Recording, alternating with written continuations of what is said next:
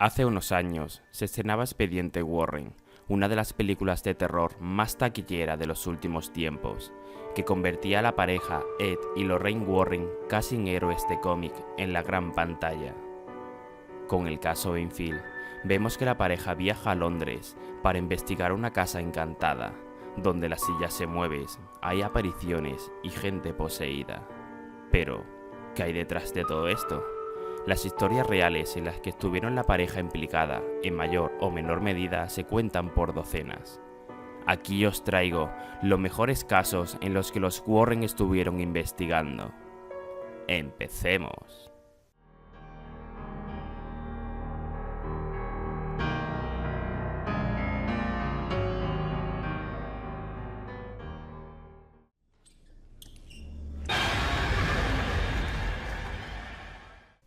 El caso estrella de la secuela resulta ser una de las historias paranormales más documentadas de la historia. Ocurrió en 1977, en una casa de Londres.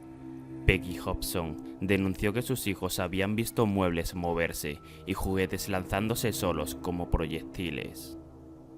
El caso tomó relevancia y caricias inquietantes cuando uno de los policías aseguraba que había visto una silla moverse sola, aunque no pudieron asegurar que se hubiese desplazado mediante algún mecanismo desde otra habitación. Con el tiempo, la cosa se iba complicando para la familia, y en las manifestaciones empezaron a aparecer voces demoníacas que atormentaban a las niñas, y además empezaban a levitar extrañamente en su habitación. La cosa saltó a los medios y a la prensa del Reino Unido, que le dio una cobertura inusual para este tipo de casos. Mientras, los Warren pasaron por allí para hacer la fotografía y dar su opinión de expertos en el tema, pero ni mucho menos llevaron la voz cantante en el caso. Fue el periodista Playfair quien junto a su equipo de investigación estuvo presente en muchos de aquellos sucesos. En una ocasión, afirmaron que una pieza de Lego se levantó y golpeó al fotógrafo. Posteriormente, Mabel Harris tomaría numerosas fotografías con cámara en modo automático, en el que se veía a las niñas supuestamente levitando.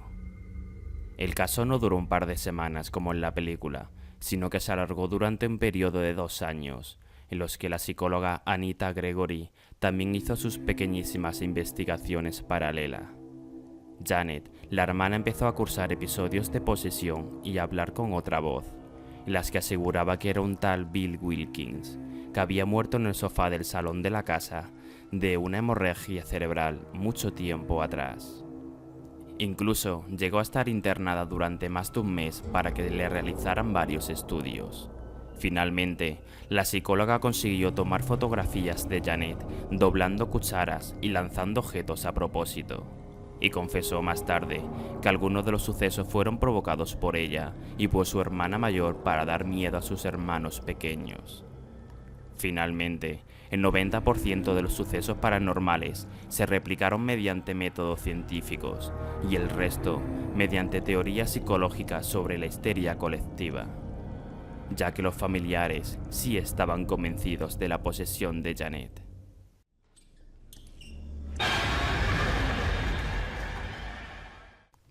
La historia de la familia Perron, en la que se basa la primera Expediente Warren, no difiere mucho de lo que se narra en la película. La familia se mudó a la hacienda Arnold en 1970. La historia de la propiedad incluía suicidios y asesinatos a través de varias generaciones.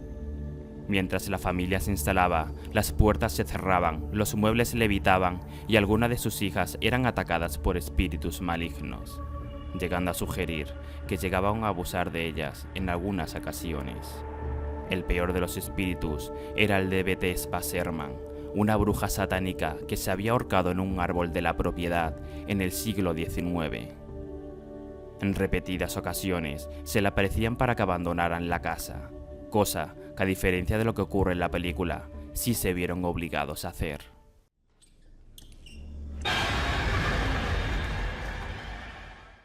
El caso de Annabelle se remonta a 1970, cuando una mujer le compró a su hija una muñeca Raggedy Ann en una tienda de antigüedades. Cuando la dejaban apoyada en la cama, aparecía en distintas posturas cuando regresaban a la habitación. La mujer achacó que podía haberse movido cuando alguien hubiese empujado la cama, hasta que empezó a hacer lo mismo por toda la casa. Además, había notas que pedían socorro o ayuda a Lou. Un día regresaron a casa y encontraron a la muñeca cubierta de sangre. Cuando contrataron a un médico para ayudarles, este se puso en contacto con una niña de 7 años llamada Annabelle, que fue asesinada y abandonada en un descampado años atrás.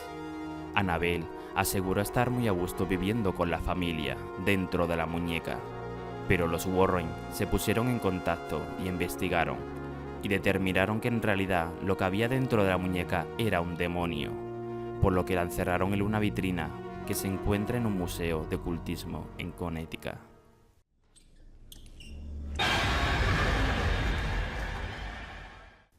Quizás el caso más famoso de los Warren, probablemente gracias a la extensa saga de películas, está plagado de controversias. En 1974, el hijo mayor de la familia de Feo asesinó a tiros a 6 miembros de su familia, incluyendo padres y hermanos, en su casa de Long Island. Los siguientes inquilinos, la familia Luth, aseguraron que en la casa ocurrían hechos sin explicación: olores, sonidos, puertas, incluso una extraña gota de gelatina que salía del suelo y de las paredes. Incluso un frío inexplicable que impedía calentar la casa a pesar de las chimeneas. Abandonaron la casa y, bajo críticas de sensacionalismo, dejaron que se les hiciera una prueba del polígrafo para comprobar si mentían. Y la pasaron. Los Warren aparecieron allí un mes después. Aseguraron que había una presencia demoníaca en forma de niño, célebre por una inquietante fotografía en el que se le puede ver.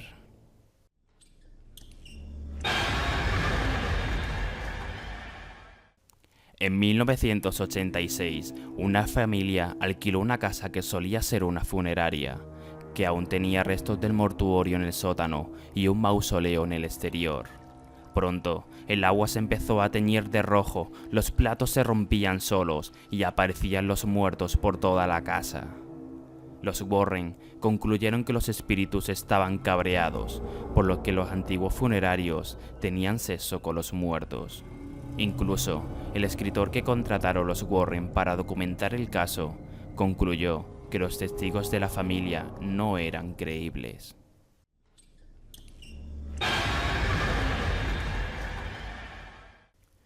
Conocido como el primer caso judicial en el que la defensa utilizó la excusa de "el diablo me obligó a hacerlo", el asesinato de Alan Bono, casero de Johnson, a mano de este, fue el último escalón del caso de posesión del hermano pequeño de Anna Glickett, el hermano pequeño de su prometida. El niño fue exorcizado con la ayuda de los Warren.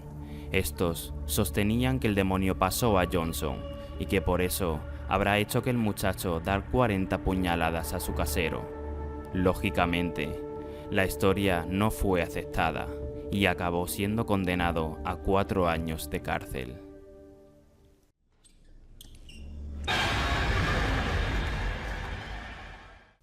Bill Ramsey empezó a tener episodios de posesión a los 9 años. Normalmente venían acompañados de síntomas de licantropía, como ladridos y comportamientos de lobo, atacando y mordiendo a sus familiares.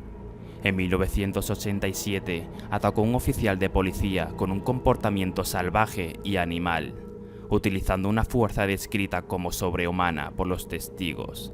Se necesitaron 6 oficiales a la vez para contenerle. Los Warren aparecieron allí para asesorar y ayudar en el consecuente exorcismo para calmar a la bestia. Ramsey no ha vuelto a tener ningún episodio más. Y esto, amigos míos, ha sido todo por hoy. ¿Qué opinas de estos casos? ¿Pueden ser real o no? Tú me dirás. Ya sabes, dale al like y suscríbete para no perderte ninguno de mis vídeos. Hasta pronto.